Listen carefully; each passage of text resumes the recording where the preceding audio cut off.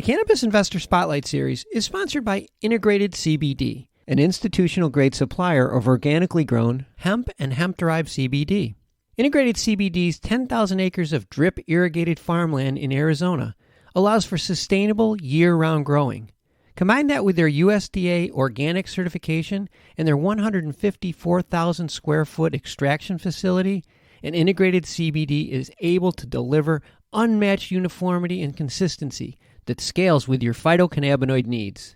Integrated CBD then goes even further, providing complete transparency into their products by tracking and tracing their CBD from seed to lab to bottles through an exclusive partnership with Verified Organic, a blockchain solution that records and verifies each step of the organic production. To learn how Integrated CBD's vertically integrated, single origin, fully transparent solution scales to meet your company's hemp and CBD needs, visit integrated-cbd.com. Mention that you heard it on this podcast and receive 5% off your first year orders. Terms and conditions apply. That's integrated-cbd.com to receive 5% off all your first year orders. Integrated CBD, the certified USDA organic, fully traceable hemp-derived phytocannabinoid solution that delivers at institutional scale. The magic mushroom, using microdose psilocybin for anything from PTSD to depression to anxiety. A lot of things that people use cannabis for. Psychedelics are in a very interesting space that could be much, much more powerful and effective than cannabis. From MJBulls Media, it's the Raising Cannabis Capital Show. I'm Dan Humiston, and on today's show, what are the next big cannabis business and investment opportunities? Top cannabis investors share their 2020 investment strategies.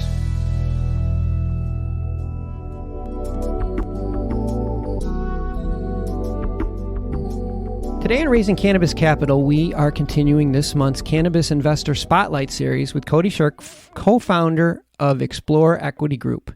Cody, welcome back to the show. Thank you, Dan, for having me back. I'm stoked to be talking to you again. I'm glad to have you back on the show because out of all the investors we've ever interviewed, you are the most entrepreneurial. And I think a lot of it has to do with your background. And I'm thinking back to when I was preparing for the first time you were on the show, and I was going through your background.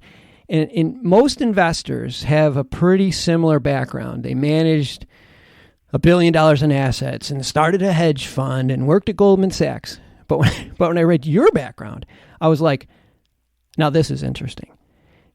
Firefighter, surfer who traveled the world, a surfer who traveled the world to find perfect waves, and then you purchased the land in these remote third world countries from farmers and jungles, just so you and your surfer buddies had access to these waves. I'm like, this is gold.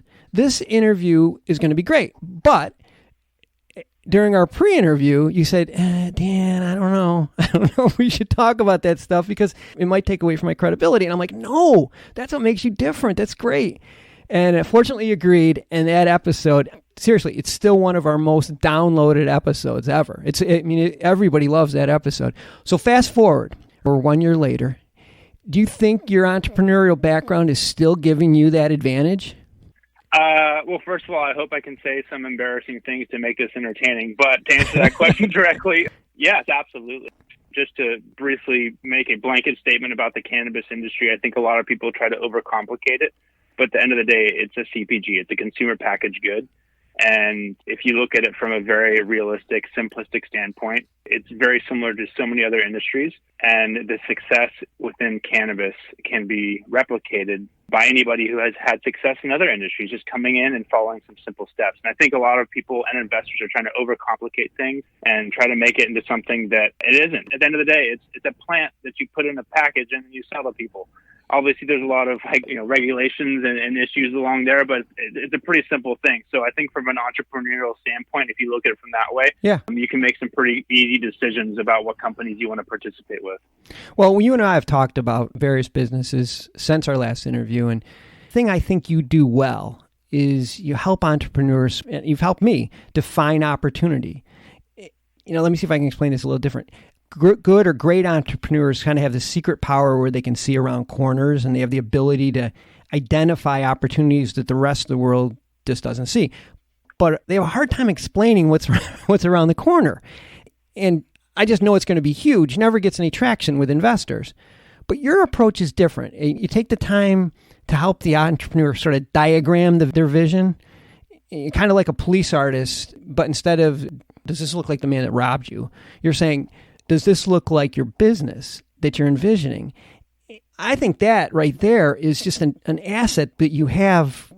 We can help these people because you see it. Maybe give us a couple of examples of companies that you've invested in that you saw something that all the rest of the investors missed.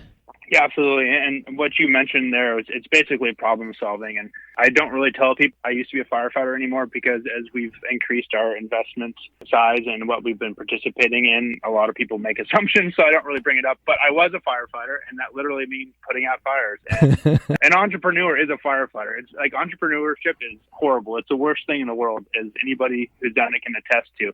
But what you're really doing is like, it's not like you're going after these lofty, fun things. You're basically just extinguishing problems all around you.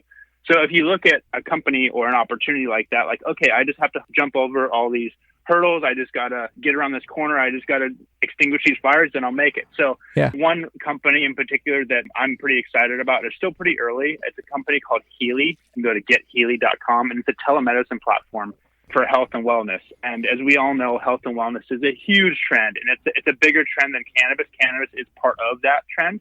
But Healy has focused on cannabis. They also provide some other opportunities on their platform. But essentially what they are doing is giving people a way to access cannabis. Now, there's a lot of companies out there that are doing this, but this company in particular is interesting because a lot of larger health VCs have taken a look at Healy because they go, whoa, cannabis is unique and people don't really understand it. So Healy's taken an approach where they're trying to educate the consumer, but also give access to the consumer via telemedicine. So it's a much more easy and private process for the customer. But these larger healthcare VCs are going, whoa, okay, in this cannabis space, they're doing this. Why can't we do this for all other types of plant-based medicines or any type of wellness product? And I think that as a whole for the cannabis industry is something important for all of us to understand. This is a wellness thing. This is something where people need to have easy access, easy education.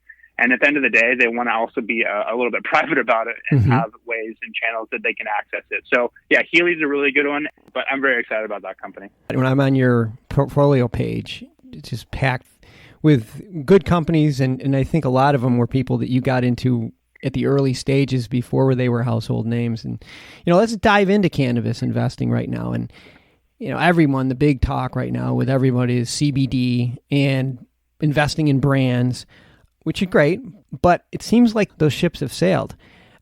I want to hear about the underappreciated, like the next big thing. So if you dust off your crystal ball, what are you looking at? So just to touch on what you said about CBD, I'm going to get roasted at the stake for this, but CBD, for me, it does not work. I mean, I know if you take a very large dose, you can feel some of it, but I know it works great for some people, but it's certainly a crowded market. Everybody and their brother has jumped in to make a brand with a white labeled CBD package. And, there will be some big wins there, but you're right, it is very crowded. So what are we excited about? Two main things. One is internationally. There are so many opportunities internationally. I'm very much a pro-America, a patriot, but at the same time, you go outside the U.S. and there's still a ton of opportunities. So for an entrepreneur, what you can do is just take a company or process or anything that's working in the U.S. and start to look at these emerging markets that are developing cannabis programs, such as Thailand, such as Australia, New Zealand, UK, Portugal, Germany, all over the place. You have different levels of sophistication in each of those locations, but there's literally dozens of new markets that you can take processes and products to these new markets. So whether you're directly licensing them or you're starting a new company in a new place, you're literally in a green field because you can look at a company that's worked in the U.S. and then you can go to these new markets and develop something that is going to work. You just got to adapt it to that local culture. So that's the first one. And then the second one's a little bit outside of cannabis. I won't go too deep into it, but psychedelics. I think anybody who's been investing in the cannabis space for the past couple of years is very aware of what's going on in the psychedelic space. And that's mostly psilocybin, but it's a plant-based medicine. And the possibilities there are, let's just say they are very, very, very intriguing. Would that be like mushrooms? Yeah, so essentially, it's magic mushrooms. That's really what it is. But when we talk about using that in the wellness sense. We're talking about microdosed and specifically dosed products for people to not get high or crazy or stoned out of their mind or whatever we associate most recreational drugs for. But we're talking about using microdosed psilocybin for anything from PTSD to depression to anxiety. A lot of things that people use cannabis for. Psychedelics are in a very interesting space that could be much, much more powerful and effective than cannabis. Yeah, this is not exactly what you're talking about, but I saw something just the other day about packaging that was being made from mushrooms, 100% biodegradable. And I was like, wow. No, it's a great point. Actually, like the whole mushroom space is interesting. There's a lot of packaging and ecologically minded products that are being made from mushrooms, but also there's like coffee additives and all types of proteins and drink supplements and stuff that's coming from mushrooms. Those are the non-psychoactive. The psychoactive component is the one we're really excited about. Yeah, but that whole area is pretty much unexplored and no one really knows about yet. And we're very excited about that. So it's almost like you apply your same logic, take something that's working in cannabis and apply it to Thailand or one of the emerging countries. Do the same thing with... Yeah, it's that entrepreneurial kind of mindset of looking at any areas that are problems and saying, like, how can we just make this work? We're not looking for these crazy ideas that's going to be impossible to solve. We're just looking for things they say, oh, we've done this before, or there's an industry's already done it. Let's just replicate it. And for us, we strongly believe that the psychedelics are going to ride on the coattails of cannabis, especially when it comes to the deregulation that's happening, because psychedelics are by far the least harmful to the human body and to society compared to any other drug, even better than cannabis. Wow. There's a great report.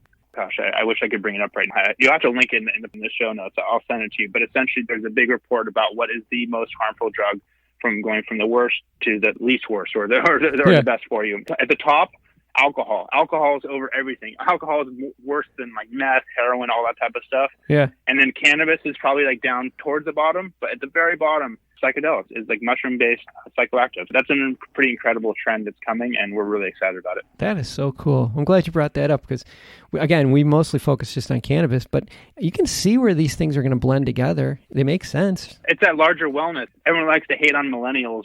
I will say, being one, there are a lot of boneheaded things that we do, but when it comes to wellness and looking at what actually makes your body feel good and makes your body live longer and be more productive, I would say that millennials are on a pretty good track when it comes to that.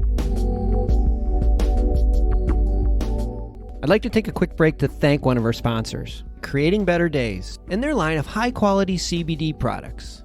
The benefits of including CBD into your wellness lifestyle are well documented, but with so many brands, it's hard to know which one to trust.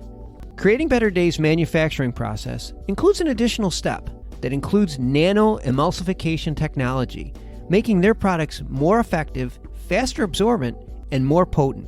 And with the transparency of specific QR codes and lot numbers on each package, you can be confident that you always receive the highest quality CBD from U.S.-grown hemp. To learn more about Creating Better Days' high-quality CBD products and to receive 20% off today's order, go to creatingbetterdays.com and use coupon code RAISING at checkout. That's creatingbetterdays.com, coupon code RAISING at checkout. Creating Better Days, trusted, high-quality hemp CBD products.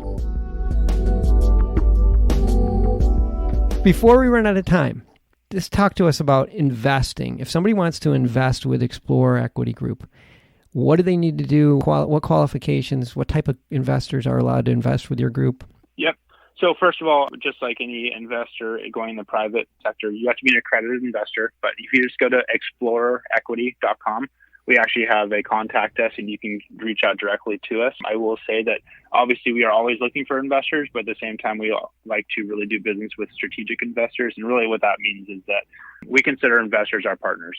So we are not writing checks into companies and walking away and pretending like nothing ever happened. We're writing checks into companies, and we are not only leveraging our personal skills, but we're going to our investors and saying, hey guys, do you know somebody strategic that can help this portfolio company of ours? Or, hey, would you mind joining us when we go visit the company because we're going to have a strategy meeting? Or, hey, one of our investors is an incredible marketer. Can you come help us? Tell us what you think is wrong with a specific company. So we really look for investors that add more than just the cash, because at the end of the day, yeah, money is great. Money takes care of a lot of problems, but what really takes care of problems is people. and people solving problems is what is going to make these companies successful. So that's what we look for in investors. That's a really progressive approach to this, because it seems like a lot of these people that are accredited investors have had some success in their life because they're an expert at some particular field. So why wouldn't you take advantage of it? I mean, like I said, that seems so obvious, but you're right. It's not common. Well, the interesting thing is that most millionaires throughout the world are first-generation millionaires. They became wealthy because they were entrepreneurs and they have a company, their own private company, or they did some side gig, or they worked at a major corporation, but they were able to develop something within their own personal lives or built their own wealth. So they clearly know how to firefight. They know how to extinguish problems. They know how to jump over hurdles. So those are the people that we want to team up with because they know how to create wealth. And if we can replicate their knowledge into the companies we're investing in, then it's a no-brainer for everybody involved. I think it's a good approach. In case you missed it, we'll have all of Cody and Explorer Equity Group's information on the MJBulls website. Cody, love having you on the show. Please come back real soon. I will, Dan. And again, I want to thank you for doing this. What this industry needs is just more information and more clarity about what's going on and a realistic approach to what cannabis is and what it's all about. And I'm very glad that you and others are doing this because this is what the industry needs. So thank you. Well, it's a lot of fun, but we appreciate you being on the show. Speak to you soon. Today's show was made possible by the generous support of our sponsors, like Alt36, the country's premier blockchain payment processing platform that's providing dispensaries and its customers with a safe and secure payment option other than cash. To learn more, go to alt36.com. Today's podcast was produced by MJBulls Media, the industry's premier cannabis podcast network, with original music produced in part by Jamie Humiston. I'm Dan Humiston, and you've been listening to the Raising Cannabis Capital podcast.